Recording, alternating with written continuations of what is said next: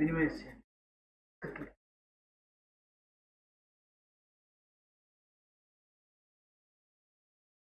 Start.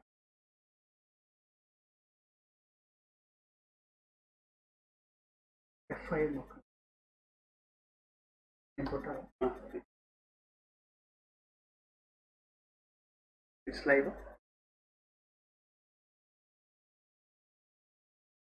Good morning, everyone. This is Dr. Rambabu. Hope you are all doing well during these difficult times. Actually, I came to speak about a different topic.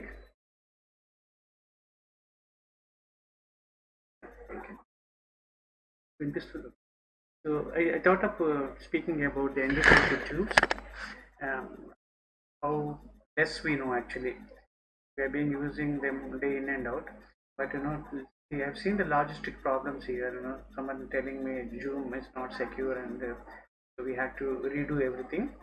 So as a trial class, I started speaking about history of anesthesia, but I try to make it as interesting as possible. So why should we study the history of anesthesia? As you all know, anesthesia is considered as one of the greatest discoveries of our generation, human race, because without the progress of anesthesia, surgery would not have progressed, and for the progress of anesthesia, we needed improvements in airways. So that was the introduction I wanted to give for speaking about endotracheal tubes. Now, why should we study the history of anesthesia? One of the interesting things about anesthesia is history, how people have toiled and how people improvise things. For example, Magill and Goodell, they used the fingers of the gloves and condoms, etc., to improvise the cuffed endotracheal tubes. And again, so many people, when we did not have the double lumen tubes, people used hot water to bend the endotracheal tube, conventional endotracheal tube, to make them as a for one lung anesthesia. So these are all the issues, So we get so much of inspiration from our seniors. So the most important thing why we should study history of anesthesia is an understanding of our past. The understanding of our past guides our future. The Irish dramatist and philosopher George Bernard Shaw once famously said, he always had a scant respect for the anesthesiologists.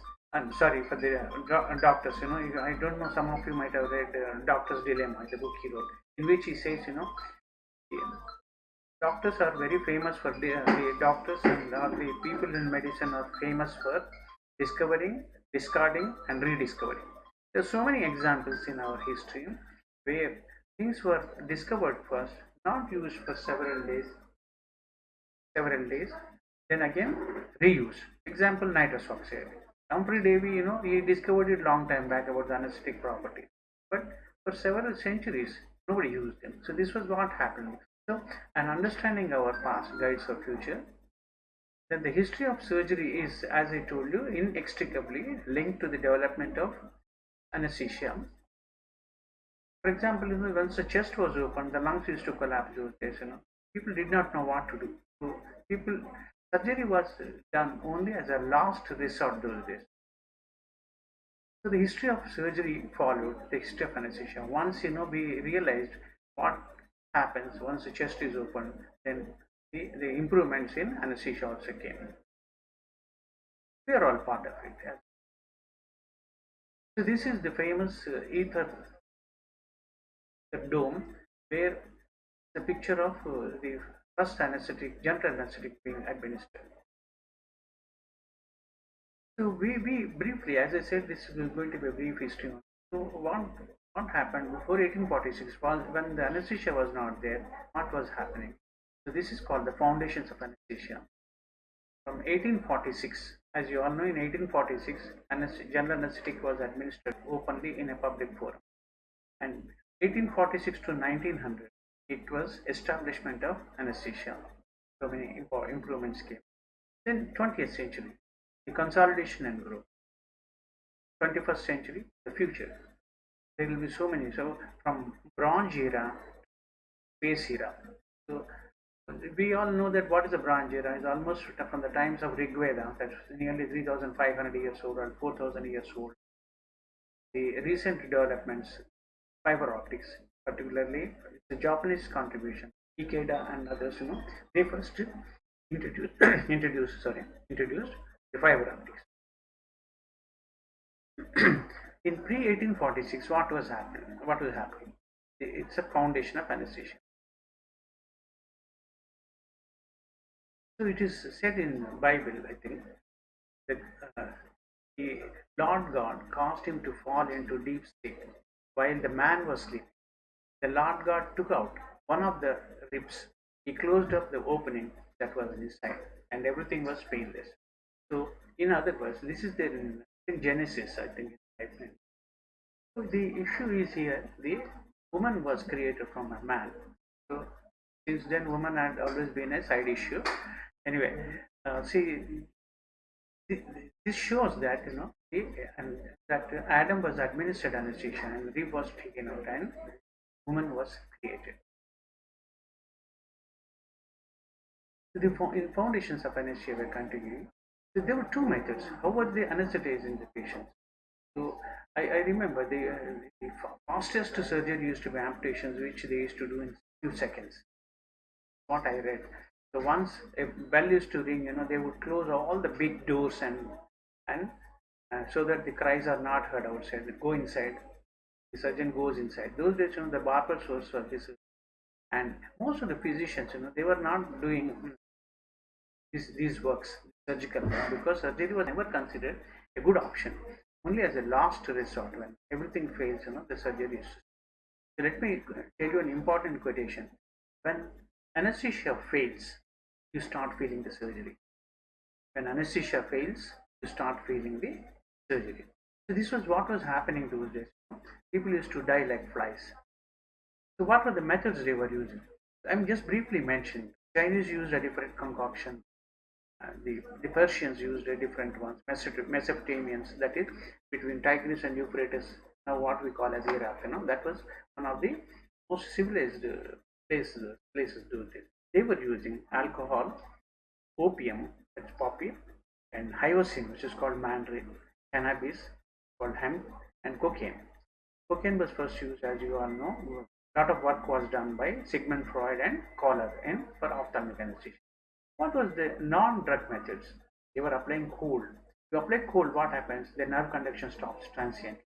So even today we call it as refrigeration anesthesia. Then they would produce concussion, like you are seeing in many movies. Somebody hits on the head and the fellow becomes unconscious and forgets everything. Then again somebody hits me again, then he becomes alright. So these are all more fun they create. But basically, yes, concussion they were producing. Then carotid compressions. Bilateral carotid compression will produce a transient unconscious. Then nerve compression. If you put a lot of pressure on the nerve, the nerve conduction stops. They were, in other words, all the surgeries were brutal. From brutality came the graceful anesthesia. And the biggest complaint any patient who comes to the hospital, most of the time, it is pain. They say that they are willing to die, but they don't want. So this, as anesthesiologists, we are all proud because we alleviate the pain of every patient. Then hypnosis. Hypnosis was also considered, and blood letting. They used to think that if you let out bad blood, it will be curative. These were the drug methods and non-drug methods. And what was the status of surgery? The barbershop surgeons they used to call. The types of surgery they were doing those days was amputation and dental extraction, and no antisepsis. Till Lister talked about the carbolic acid. There used to be a lot of deaths in the labor rooms. So puerperal sepsis used to be very, very high. Then the mortality was appalling. And what were the indications? Indications were unbearable pain, crippling deformity, and imminent death. Just one step below the death, the surgery is to be done. Then what has changed? Someone is interested, that is about Chernobyl, nuclear reactor. And then industrial and scientific revolution came. In 1540, synthesis of ether was first reported. You don't need to remember all of them, but just believe me, I'm seeing last several years, there will be some questions. What are the questions that come from history of energy at the end? So it's just we are paying tributes by acknowledging that so and so discovered so and so things. Synthesis of river ether was in 1540, but till 1846 nobody used it. That's what I was telling you at the beginning of my lecture. 1628 circulation of blood was reported by Harvey. So that's how then the hypodermic needles came. You inject a drug into the vein, it goes to heart and brain. So the circulation of blood. And then ether inhalation was suggested in 1744, but unfortunately nobody used. 1770, there was research on carbon dioxide. This is very interesting. I will tell you when we talk about when we mention about Henry Hickman, who did a lot of work on carbon dioxide, and then came the discovery of oxygen in 1771, Joseph Priestley, etc. Then mesmerism was reported in 72, and the nitrous oxide discovery is one of the landmarks. Humphrey Davy, etc. They all did a lot of work again. Although 1773 it was reported, till Horace Wells used it in 1845, nobody knew the value of nitrous oxide. So many important discoveries were missed, as George Bernard Shaw satirically told about us. We have discovered, discarded, and rediscovered them. And then the gas therapy in illness. The gas therapy means, usually it is oxygen, nitrous oxide combined, etc. Pain relief. They used to use them for fun. They would call them as laughing gas, and for ether they used to call it as ether frolics. They used to conduct some clubs, they would charge a person and administer anesthetic so that they get fun. Then the scientific revolution, what has it done? Lots of new gases were identified, as you all know: ether, nitrous oxide, carbon dioxide, oxygen, etc. Then attempts were made to apply gas knowledge to medicine and directed at the treatment of existing diseases rather than novel use. So they try to use different way all these gases for curative purposes, but nothing worked out. Humphrey Davy, one of the greatest physicists England has seen, he became superintendent in 1798 of a major hospital, and he continued the work of Joseph Priestley and Beddoes' work. And nitrous oxide, he has also done work on nitrous oxide and ether. Particularly when nitrous oxide, we talk about nitrous oxide, we always talk about Lord Humphrey Davy. Its analgesic properties were recognized, and he called it as laughing gas. First, he tentatively suggested a use during surgery. What he famously said was, nitrous oxide perhaps can be used. Let me summarize one or two sentences. He said, but only for minor surgeries where you are not expecting a big great effusion, that is blood loss. The terms used to be different those days. Great effusion of blood takes place. That means, in other words, it's only for physical pain you may use it little bit, but not for major surgeries. But he did give an idea that nitrous oxide could be useful as a pain relief method. Then again, this is Horace Wells actually. In 1800, Humphrey Davis thesis, Horace Wells has said, and 1834, Colton anesthetized six Red Indians by mistake. In 1844, Horace Wells had his own tooth plucked out. See, in history of medicine, you see that so many people, so many sacrifices they made. Some of them administered and techniques on themselves, even at the risk to their life, and then help in the progress of the medicine. A new era in tooth pulling, he called it, Horace Wells. In 1845, Wells failed to demonstrate nitrous oxide at Massachusetts General Hospital. The reasons are plenty. Most important, they say, is that they did not have proper devices to administer proper concentration. They did not have proper vaporizers or methods by which you can administer gases. Second thing is, he has chosen a wrong anesthetic. Nitrous oxide, as you all know, by these days terms, it is the MAC value is very high, and it is very difficult to do major surgeries with nitrous oxide alone. We all know that. He was a little unfortunate, although he was one of the early persons to administer nitrous oxide. Horace Wells did not get credit because he was booed out. he was virtually thrown out. And then ether was came into existence in 1800s or so. And Michael Faraday, he is also one of the great scientists. He described narcotic effects of ether.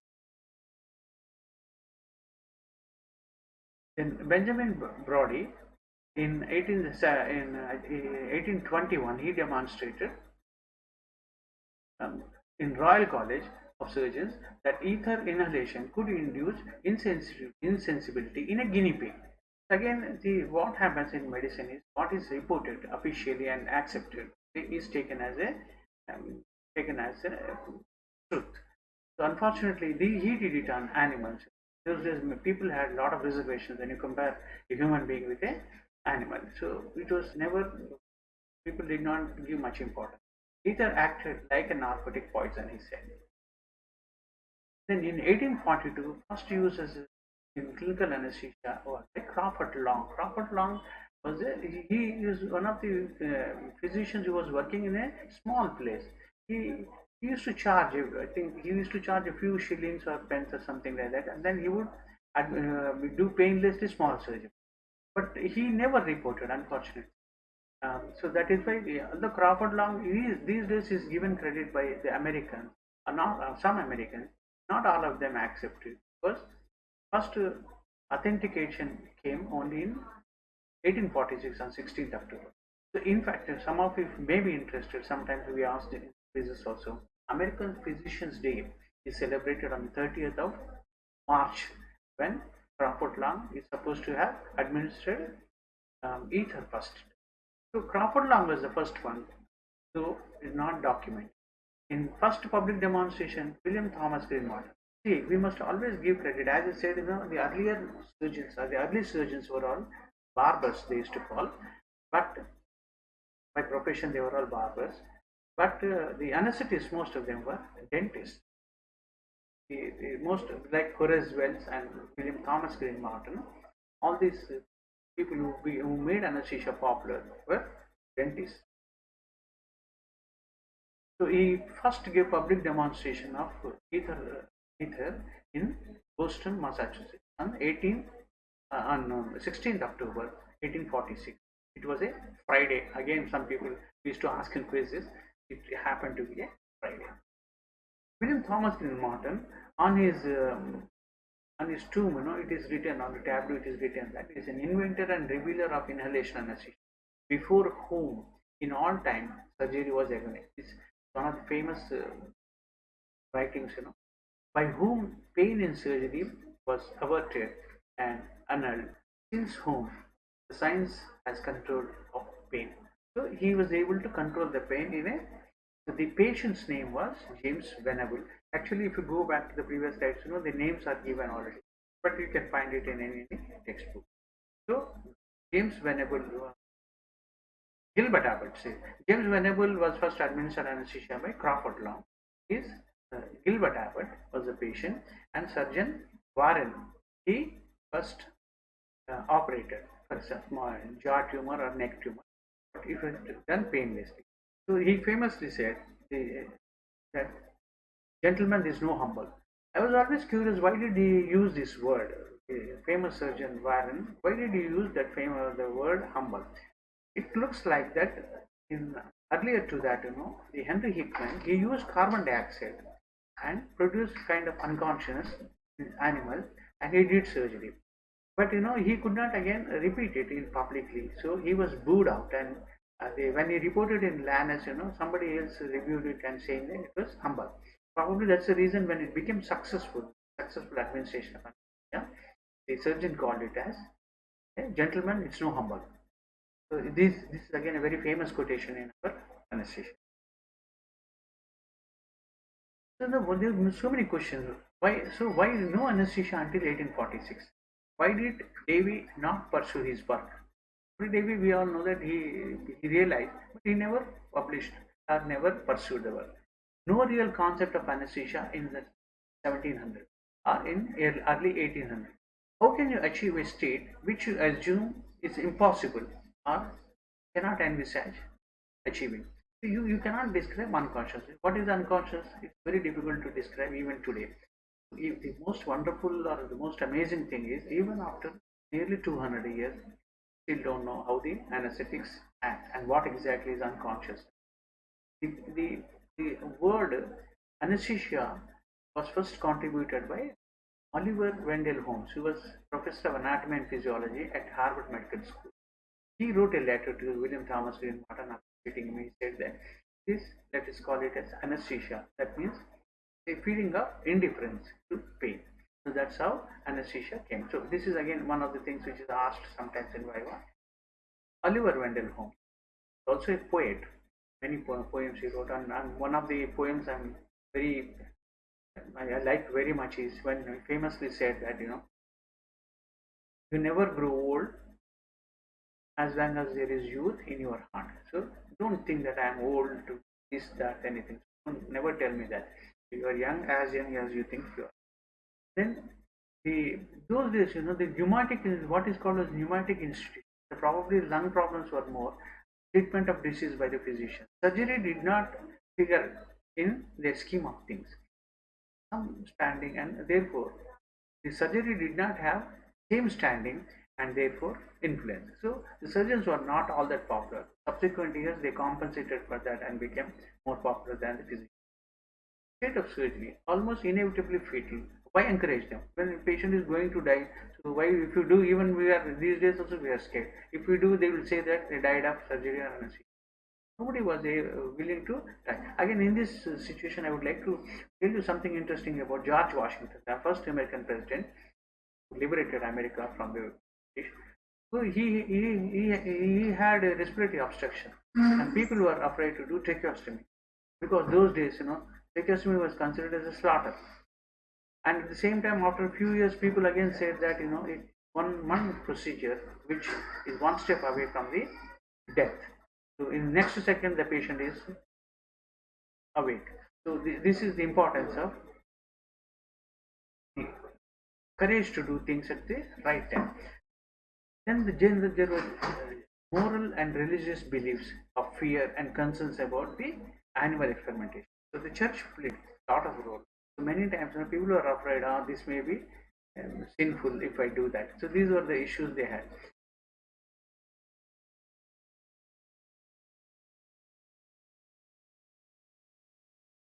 Was there anesthesia? Not there in 1846. Let us, I'm just curious, let us see. This is Henry Hickman, who lived for very short time, 30 years only, but he was a very good scientist and he did a lot of work. He particularly used the word suspended animation in small animals, and he called semi-asphyxiation due to air starvation or producing, in other words, hypoxia and hypercapnia. And he called it as carbonic acid gas. That is what we call as carbon dioxide these days. It produces a kind of unconscious. After unconsciousness was induced, Hickman operated on them. He amputated, removed small ear growths, he made skin incisions, etc., and observed responses to surgery, evidence of pain, and the amount of bleeding that and the time to recovery. All these things he did. That means he did a lot of clinical work even before 1846. In 1824, he attempted to bring the work to the notice of Royal Society. Interestingly, Humphrey Davy was the president of Royal Society those days, but he did not get much encouragement. This is the letter he wrote actually through one of his friends through Humphrey Davy. A letter on suspended animation. It was published in Lancet, but was rubbished later. From 1846, what happened up to 1900? The establishment of anesthesia. When general anesthesia came, we all was there, James and Simpson and John Snow, etc. All these people, they did work in England. And then ether and nitrous oxide started becoming more and more popular in general anesthesia. Then chloroform came. When chloroform came, focus was more on chloroform because it was better tolerated than ether. We will just talk why ether became not liked much because of the vomitings, etc. It was, and they used to do surgeries in candles, etc. It was highly inflammable. So if ether was used, there was always a the danger of explosions. So people were a little afraid. Then the local anesthetists came. We can talk about that some other time. The new techniques came. So we in 1846 to 1900, the improvements started. because of the industrial revolution.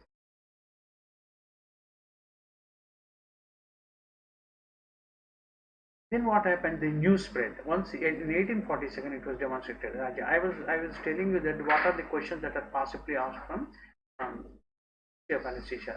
This is one thing, that is World Anesthesia Day. When it is, I have seven over years I've been correcting the paper. People write about when chloroform was administered, or in Hyderabad it was administered, like that, But you have, there's no excuse if you don't know. You must remember that it is 16th October 1846, and William Thomas Green Martin, a young dentist from Boston, US, he first administered in. Surgeon Warren was the one who did, and Gilbert Abbott was the patient. These three things you should remember rest of your life. Somewhere or other, somebody would ask you. Then one of the persons who was present those days in that Massachusetts, when public demonstration was done, was Jacob Bigelow, who became a very big surgeon later, and his junior. Both of them were there, and one of his daughters had surgery under ether, and then he was so impressed that it was published in Boston Daily Advertiser paper, was called Boston News, and then the news went to France in a ship called Acadia, because the papers were taken and the evidence was taken by ship only. That's the only way there was a communication those days. So by December 1846, even ether came to be used in Paris also.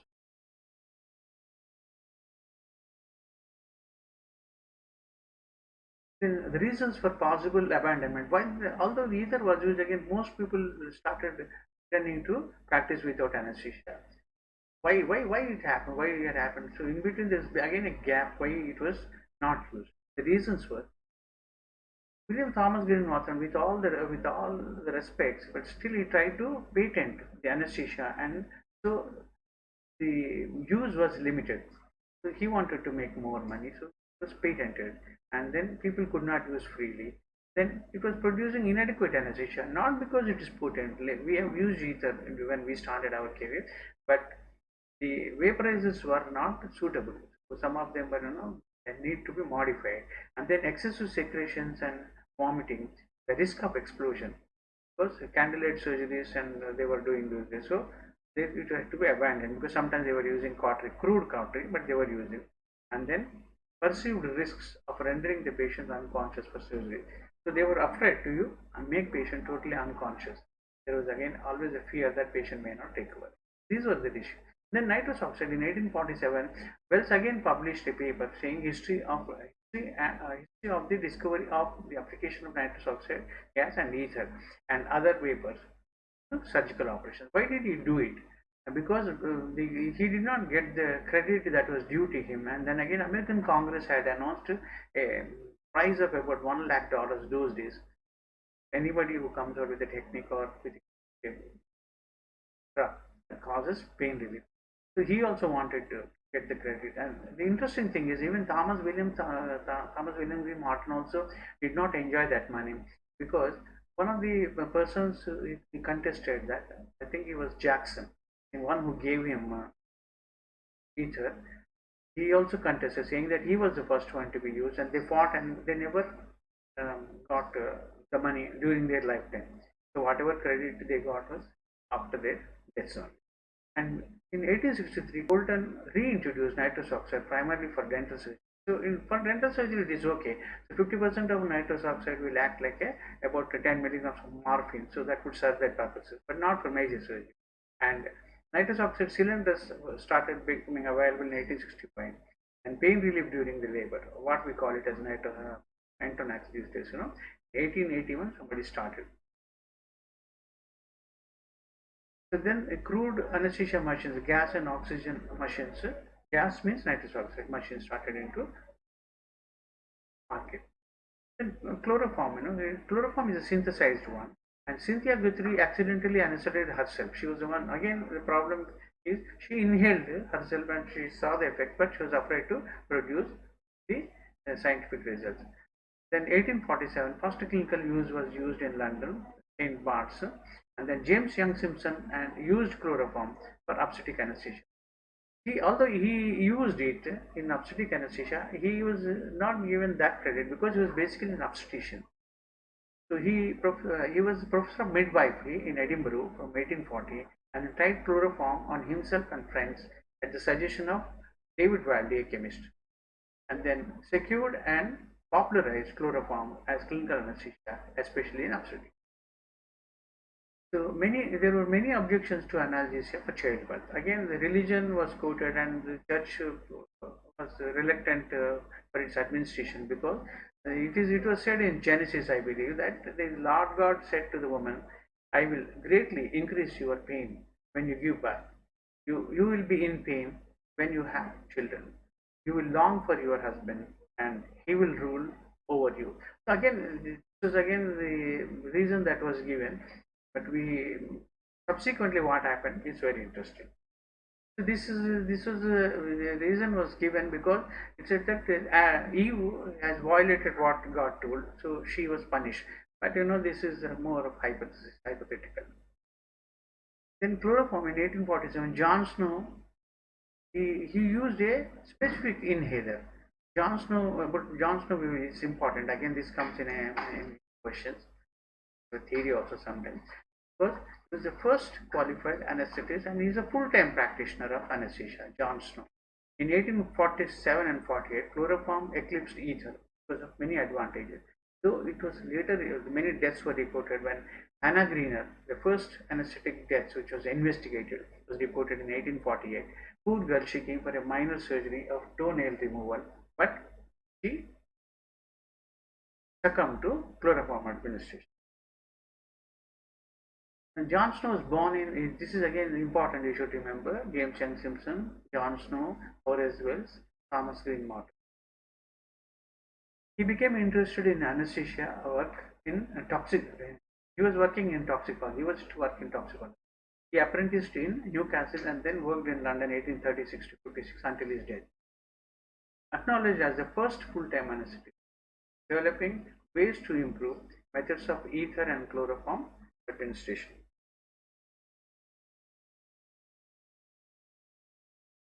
See, then all these objections of church were put to rest when Queen Victoria allowed herself to be given labor analgesia by John Snow. Chloroform he has administered using a device and a velvet kerchief or something. On 7th April, Prince Leopold, her eighth child, was born in 1853, and Princess Beatrice was also born by labor analgesia in 1857.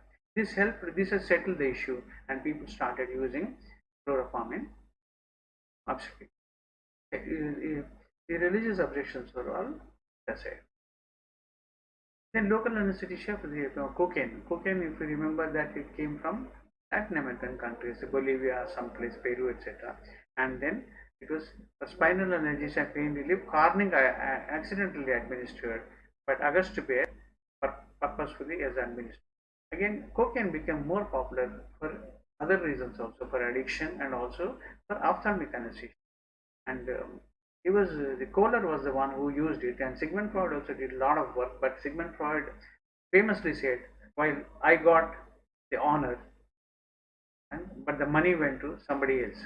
So he was obviously referring to Kohler, whom he called Coca-Cola. He used cocaine, Coca-Cola. Kohler administered it for ophthalmic. And then in 1878, first oral endotracheal tube came. It was flexible brass type. So initially, let me tell you, when we talk about endotracheal tubes, I perhaps will tell you, Vesalius was the one who first used some kind of a tube that could be passed. What is an endotracheal tube? It is a kind of a passage or a tube which is passed into the trachea of a person to give respiration. So he used a reed. Reed means, tige, hollowed out plant part. Then you just hollow it and he had put it into the glottis of pig and then administered air. So he thought the chest lifting up. So he was so delighted. So Vesalius is credited with using first endotracheal instrument, some kind of instrument. It's a reed, R-E-E-D. Then first partial pneumonectomy was done, although no endotracheal tube was there. So just, and then the first anesthesia chart started in 1894. By 1900, Massachusetts General Hospital made it mandatory that you record blood pressure on the anesthesia and surgery sheet. Then came the subsequent developments, and people would mention about the FiO2. Since there is no pulse oximeter, FiO2 used to be mentioned, and slowly, urine output, etc., etc. And now you have the official charts, in on which we document. Then by 20th century, the consolidation and growth came. The 20th century, whereas in the late 18th and early 19th century, the industrial revolution and sociological change triggered the events which led to the development of anesthesia. In the 20th century, increasing prosperity, better medical treatment, increasing expectations of life, the transport, modern warfare, culminating in two world wars, had driven both the science and specialty of anesthesia to new heights. In fact, the wars have taught us so many things: the plasma expansion, the blood transfer, and the famous, Sir Ivan Magill and everybody, all of them worked during wartime. Facial maxillary injuries, Sir Ivan Magill did a lot of work. They helped in reviving so many patients. And Ralph Waters, Ivan Magill, Goodell. So you see their name everywhere, particularly Ralph Waters, Ivan Magill, etc. They did so much of work. So they all used improvised things, whatever was available. As I told, one of the early tubes was a reed, and followed by that one, Avicenna and all. Avicenna is a Persian physician, I think, like our Sushruta. He used a metal one, the metal tube-like things to blow air into the lungs. So many things, so many were utilized. So you had reeds, then you had metal tubes made up of even gold, copper, etc., silver, and then the then came the crude endotracheal tube. Again, interesting thing I will tell you when we talk about endotracheal tube. Sullivan Magill used it. You know what he did? How now we know a curvature. I don't know how many of you know that the curvature of endotracheal tube is known as Magill's curvature. Magill's curvature. The radius is about 140 millimeters. That is 14 centimeters. There's a difference. When we were all students, the nasal tubes were different. This is different. Fortunately, the PVC tubes which you have, they have a thermoplasty. That is, initially they are tough, all the thin walled, they are tough. But once they go into the patient's, because of the heat, 37 degrees, they conform to the patient's airway. So one of the important things is, the curvature, how the curvature came. Sir Ivan Magill, I'm bringing it into history. He used a rubber tubings were there. So fortunately, it is again an accidental discovery that they were all coiled. You used to cut them and then use them as a tube. So that curvature, fortunately, when the patient is lying down supine and in a neutral position, was exactly the curvature that would go into the lungs. So that God is great. He has given us accidentally, but he has. So this is how many discoveries became accidental also. So the wars have taught us so many things, about resuscitations, about oxygenation, etc., and intubating the patient. The intubation and early advances. What are the things that happened in the 20th century? That is from 1900 to 2000, you can say. Intubation and airway advances, anesthetic equipment, the monitoring, that is revolutionized. Pulse oximeter came, and then your capno, etc. Then drug advances. In 1932 to 1933, around that time, we had thiopentone. Then again, 1977, you had a drug which will match thiopentone, that is propofol. So it took so much of time, but yes, the developments came faster. When you see that human history is about 5,000, 6,000 years old, the developments are there last 200 years. The local anesthetic advances, then specialty advances. Each specialty has improved, particularly intensive care units, and the general progression. The specialty anesthesia became a specialty. Intubation and airway advances in 1919. So I will not talk about this one. We will talk when we Robotham and Magill, they did a lot of work, and in Queen's Hospital. And then blind nasal intubation was 1928. In 1931, first double lumen tubes came. Double lumen tube, how they came? Hale and Waters, first they used, they put it in hot water, they bent the red rubber ones, and right side or left side they would put. Then came some other people, the red rubber used to be so hard, they would put, one person described that he had put it in kerosene to make it soft. So like that, then came the Carlin's tube. Carlin's tube has a hook. We will show you sometime. At least you can. We used to have. I don't know whether you have. The Carlin's tube was initially discovered for pyrometry. But later it was used for one lung ventilation. And then PVC tubes, it was revolutionized 1950. You have one kind of a plastic. The greatest advantage, as we talk some in next class, is they are transparent, they are thin, they are single use, and most important thing is, they are less traumatic. We will talk about that little later. Finally, by 1980, PVC has replaced the red rubber tubes because then came the preformed tube, like then you have microlaryngeal tubes, so many other tubes, flexometallic tubes and armor tube, etc. So now sky is the limit. And again, tubes for radar, what is that? Laser surgeries. Then 1908, rotameters came. Then what we call as Boyle's apparatus was first introduced in 1970, and then black can, etc. So using sometimes, they were kind of crude ventilators. They use a beer can, etc. to and a magnet to produce artificial ventilation. So this is called EMO ventilator. EMO, that is Epstein, Macintosh, Oxford. These are the vaporizers. We have seen it being used. This again, when someone asks you what are the vaporizers which can be used for multiple agents, this is one of them. So you can use halogen and ether. That is an advantage. So this is a Manley's ventilator, one of the early forms of ventilator. It can be used in for anesthesia also. This one we have used in Gandhi way back when we were in 81, 82, post-graduation. Then 1954, the classification of breathing circuits. As you all know, Mapleson is a physicist. He classified into 5 circuits. First, water transit. Then in 1972, Bain circuit was introduced. When we were all students, they used to call it as a universal circuit. We don't call it anymore now. We have some other circuits which are called universal circuit. Then LAC circuit. Again, Mapleson A only, but it has an inner tube. That's called a LAC circuit, because we don't use. Then the monitoring became BP was first recorded in Massachusetts in 1901, and then Mckesson added respiratory rate and inspiration and inspired oxygen charts in the chart. And 1946, paramagnetic oxygen analyzers came. This I'm telling the development from 1900 to 2000. And then 1956, blood gas monitoring came, that revolutionized. Also in 49, we have nurse. Then by 1960, ECG monitoring came, capnography also came, and CVP and arterial monitor. 1970s, Swan-Ganz has revolutionized cardiac surgery. Then microprocessors controlled when the ventilator came, because they are very sensitive. Previously, it has to sense the changes. Now microprocessors came, which will minor changes is that they will enhance, and the ventilator become very sensitive and very capable. So we all know that PICO came, Lido, and all these things came. pH monitoring was also done, and then most important thing is the perioperative transesophageal echo. These days, you get this question very frequently, because on the table only you realize when you have done a good job or not when you do a cardiac surgery.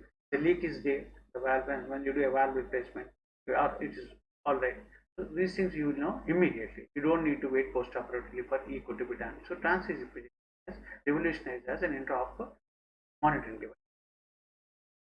Then 19 self-administration nitrous oxide in labor, it was done, and the balance anesthesia concept came. Balance anesthesia, actually, although it was first talked about in 1911, it was only in 1930s that Lundy and others said, that is, what is a balance anesthesia? Reversible unconscious, adequate muscle relaxation, and analgesia. These three form balance, what we call balance. Then trilene came. Trilene was almost looking like a chloroform. So to make it, to differentiate it from your chloroform, they used to have maxillin blue and make it blue. Why I'm telling this, these days you don't see it, but trilene was used for labor analgesia also. Then curare again revolutionized. Curare was discovered by from Red Indians, Benjamin Brodie, etc. And then 1951, succinylcholine came. Bobet first introduced it and was awarded Nobel Prize. And then 1956, halogen. Then again, interesting thing is, till then we had chlorinated compound. In 1956, first time we had fluorinated compound. Fluorinated compound means fluorine containing fluorine. Advantage is fluorine is most powerful of all the halogens. So it is more stable. So the fluorinated chemistry actually came when atom bombs were manufactured. So they wanted stable compound. This is actually side product, the anesthetic product, halogen side product. Then it was a great luxury when we were all students. Halogen was the only one that was really available. Then came the other ethers like your isofluorine, etc. I think 1972, enfluorine came. Then in 64, Entonax. The new generation of ethers means enfluorine, isofluorine, and opiates. New generation of opiates, alpentanyl, remifentanil, all these things came during this time. The relaxants like atropine, becuronium. Becuronium used to be most recently introduced one when we were students, ORG and C45. Then in 1990, what we call it as target controlled infusion scheme. That is what we call as a total intravenous anesthesia. This is again revolutionary. Like for example, you have a patient with the history of malignant hyperpyrexia. That was the only way. TCA is the only way out. The infusion of remifentanil and propofol. So the technique of TCA came. Then in 19, I think it was 92, desflurane came 92, and then sevoflurane came in 94. Sevoflurane was first introduced, withdrawn, again reintroduced because the problem about the compound F was there. Then the desflurane came. These have again revolutionized the daycare surgery. So you can do the surgeries and discharge the patient from the same day. This was an advantage. Similarly, you have drugs like cisplatin, mivacurium, rocuronium. I'm not going to spend much time on that because this would be a different topic. The Stovine was the one which was used after cocaine, then procaine. Then 1929, syncocaine was used. Why I'm mentioning specifically syncocaine is this is also called dibucaine. This is we talk about dibucaine number when we talk about hexamethonium. So syncocaine was the one. Again, syncocaine was the one which was implicated in paraplegias reported in two British youngsters, following spinal. So syncocaine was the one, the drug that was used. Then 1931, amitocaine came, but the most important local anesthetic coming onto the horizon was lignocaine in 1943, and in 63, bupivacaine came, then ropivacaine, and levobupivacaine in 1990s. All these things are pure enantiomers, and they are free of all side effects. Then in 1907, was heavy spinal anesthesia with hyperbaric came. Then Bayes block in 1908, and there is so many advantages for that. I'm not going to discuss about it. So basically, my topic today is focus on general anesthesia. Then we are coming to the end of the lecture. So anesthesia and intensive care. So by the time the late 20th century, anesthetists became more and more involved in intensive care management and pain management. 1929, first the tank ventilator was described, and in 1938, development of no-field plywood iron lung came. So iron lung, one important thing about iron lung is it mimics a natural respiration. It creates a negative pressure over the chest and body and causes expansion and inspiration and expiration. But in 1953 epidemic of bulbar polio in Denmark, the medical students, like they are doing wonderful job now with COVID, they were the ones who have done tremendous work. They manually ventilated after tracheostomy because we could not put a tube those days, and we did not have ventilators for pediatric patients. So they took turns and ventilated several thousands of students. Some of them were paid for every few hours, but that was priceless work they have done.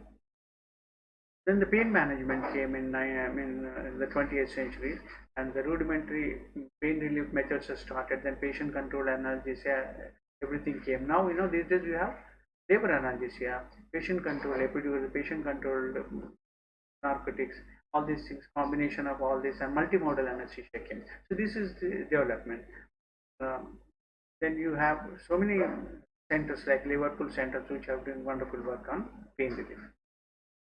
Then briefly about the organization of the specialty. In 1908, we used to be only a section of the Royal Society of Medicine, and surgery. So we were only part of that one. Slowly, the Scottish Society of Anaesthetists came in 1914, and Association of Anaesthetists of Great Britain and Ireland. Now it's very famous. You can see a lot of publications, a lot of guidelines from GB and I, so Great Britain and Ireland. So then the first chair of anesthetics was given very rightly to Ralph Waters, University of Wisconsin. He became then the first diploma. Before that, anesthesia was not recognized as a specialty, and then first degree came in 1935. So we are reasonably young specialty. In 1937, the first European chair of anesthesia was given again rightly to Sir Robert Mackintosh. Mackintosh, if you know, one of the greatest combination is the laryngoscope, which he devised in 1948. Even today, that's the first choice of laryngoscope for all of us, isn't it? So this is very important. Sir Robert Mackintosh, man of great uh, character. Then, in India, Indian Society of Anesthesia was formed in 1947. So then in 1901, Royal College, Royal Chapter, all these things in FFRCs became FRC, all these developments came. But the most important thing is the Faculty of Anesthetics RCS in 1948, but in India it was 1947, Indian Society of Anesthesia. The future, yes, the future is a crystal ball, so you can see some changes, and many changes we are going to anticipate. So now we will not have conventional boils apparatus, and everything is done by mirages, what we call them as virtual ones. So you have to just imagine there is a flow meter, etc.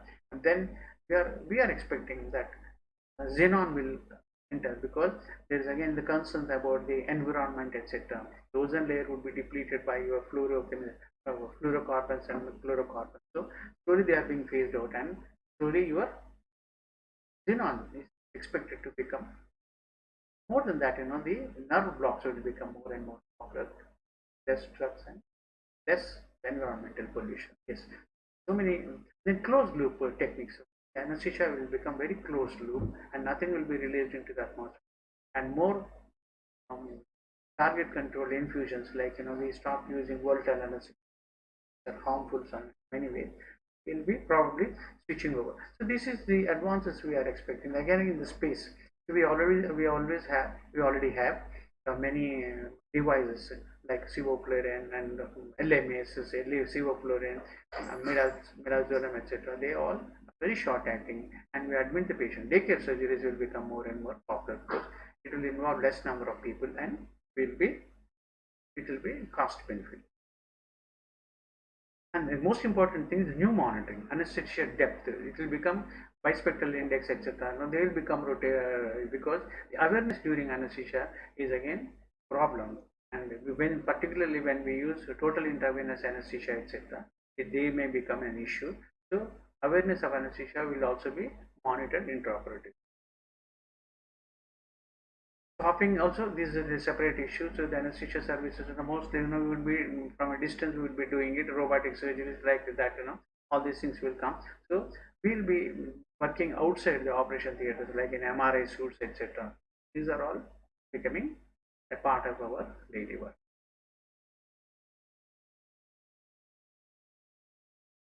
The future of anesthesia is assured, but we may see our roles and how we practice will change.